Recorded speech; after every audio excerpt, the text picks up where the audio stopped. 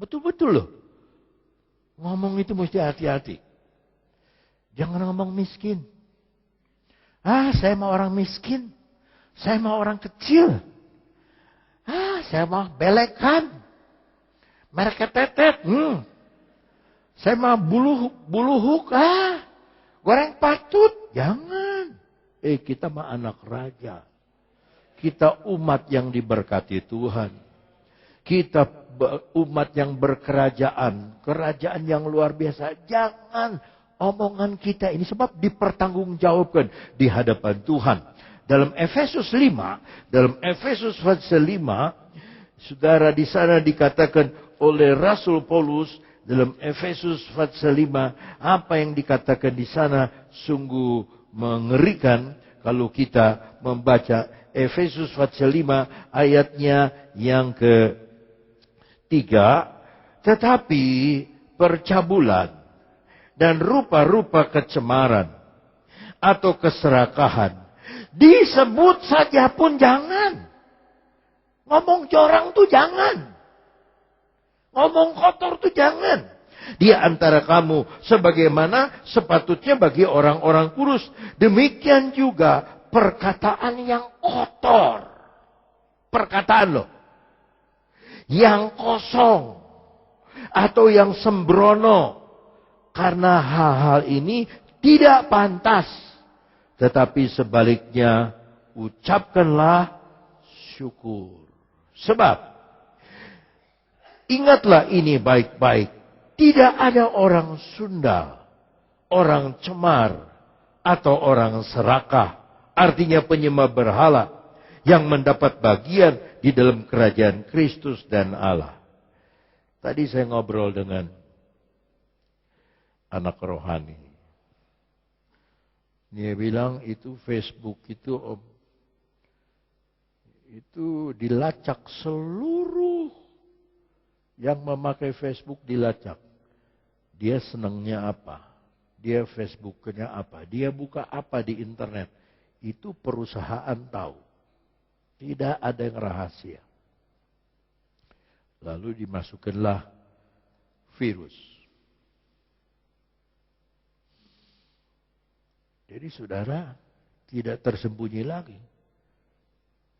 Saya ajar di kelas 2. Itu Facebook alatnya antikris sekarang. Dia tahu di mana alamat saudara. Dia bisa dilacak di mana saudara ada. Dari mana saudara kirim. Makanya penjahat-penjahat yang merampas orang pakai handphone. Meres orang pakai handphone ketangkep aja. Karena polisi sudah tahu dari di mana mereka ada, dari mana dia ada, dari mana dia kirim. Ketahuan. Apalagi Facebook kayak menelanjangi diri sendiri. Pakai foto, wah udah tahuan. Foto saudara udah di wanted di mana-mana, udah tahu. Ya. Tapi kalau Facebook saudara pakai yang positif ya nggak apa-apa. Cuman nanti diisi virus sama mereka itu dalam tanda kutip. Ya. Bayangkan ini, BBM-nya belum keluar, dia akan keluar tanggal sekian, orang antri. Dari Bandung antri loh. Besok baru ada, malam ini udah antri. Sampai ada yang meninggal. Apa itu dari Tuhan? Dari buahnya. Kamu akan tahu pohonnya. Karena ingatlah ini baik-baik, tidak ada orang sundal, orang cemar, atau orang serakah. Artinya penyembah berhala yang mendapat bagian di dalam kerajaan Kristus Allah. Janganlah kamu disesatkan orang dengan kata-kata yang hampa. Karena hal-hal yang demikian mendatangkan murka Allah atas orang-orang durhaka. Sebab itu janganlah kamu berkawan. Kita terbalik. Kita malah pakai Twitter, pakai Facebook, kita berteman. Banyak yang diculik. Ya, di Banyuwangi ketemunya di Sumatera Utara. Dari Jawa Timur ketemunya anak itu sudah di Batam, sudah dijual. Yang dikasih foto, foto siapa? Yang ganteng-ganteng ditaruh di situ. Yang cantik-cantik taruh di situ. Bukan foto dia aslinya. Orang yang nggak tahu dia taruh foto aslinya. Dibaca semua. Dari buahnya kamu tahu siapa mereka. Ayat ke-7. Ayat 8. Memang dulu kamu adalah kegelapan. Tetapi sekarang kamu adalah terang di dalam Tuhan. Sebab itu hiduplah sebagai anak terang. Ayat 9 saudara yang baca. Keras. 2, 3.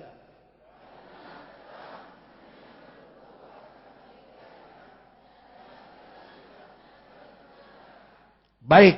Belum tentu mesti adil. Baik dan adil belum tentu mesti benar. Ini buah dari terang. Kalau saudara bilang saya anak terang. Ada buahnya. Kelihatan. Dia baik. Dia adil, dia benar. Apa saudara tingkah laku kita baik? Apakah tingkah laku kita benar? Apakah tingkah laku kita adil?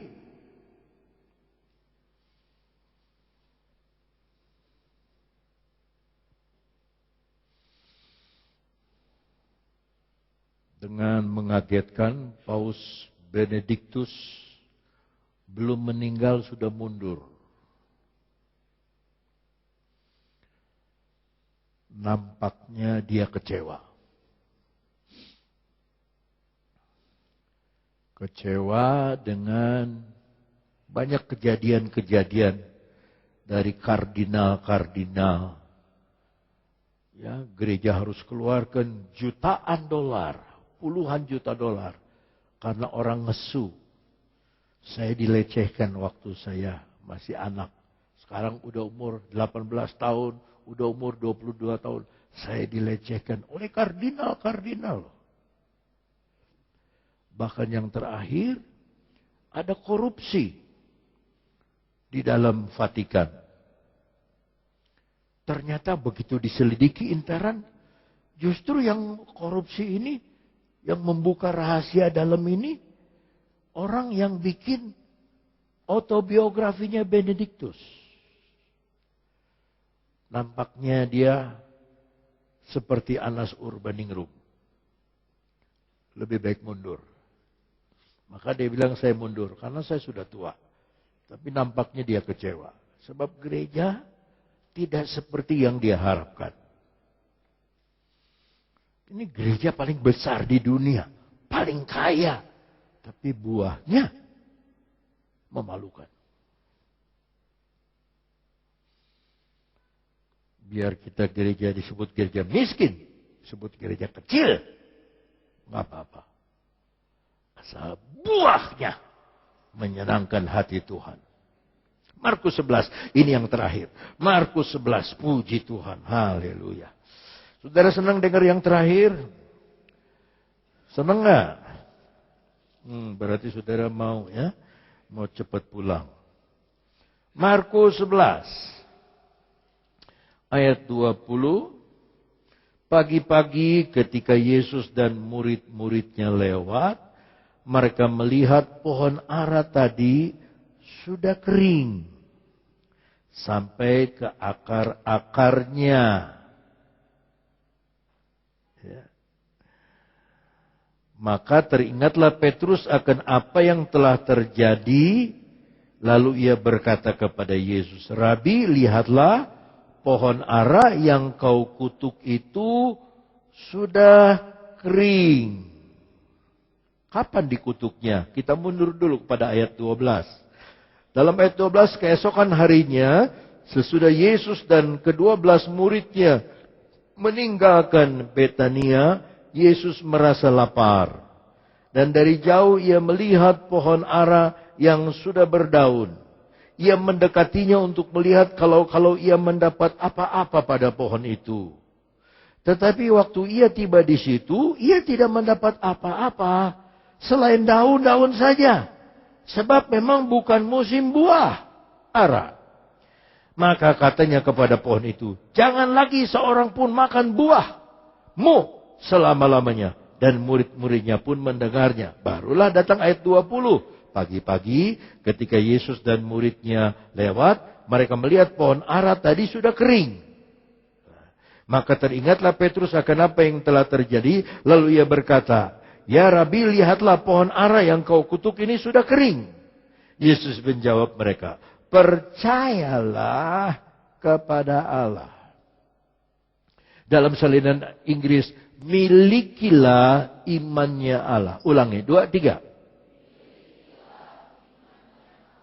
Percayalah kepada Allah. Ulangi. Milikilah imannya Allah. 2, 3. Nah, saya pakai percaya. Percayalah kepada Allah. Saudara pakai milik. Milik. Iya. Boleh saya duduk? Milikilah imannya Allah.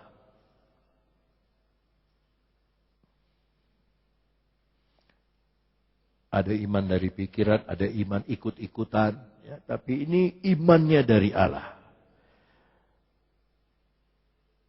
Aku berkata kepadamu, ayat 23.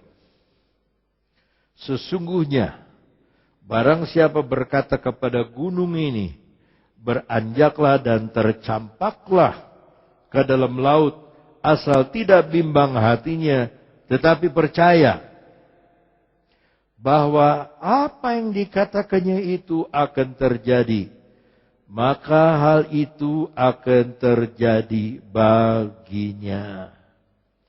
Karena itu aku berkata kepadamu, apa saja yang kamu minta dan doakan, percayalah bahwa kamu telah menerimanya, maka hal itu akan diberikan kepadamu.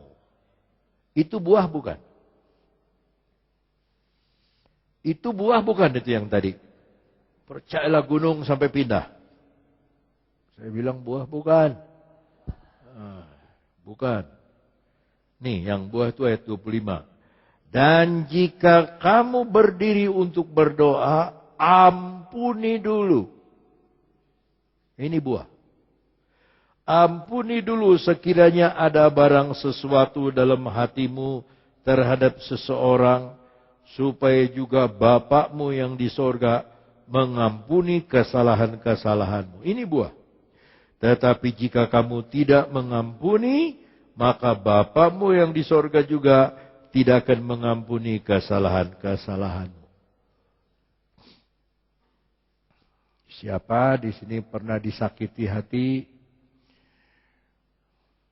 Saudara merasa hati luka, saudara sayang diri dan berkata, saya orang yang dirugikan.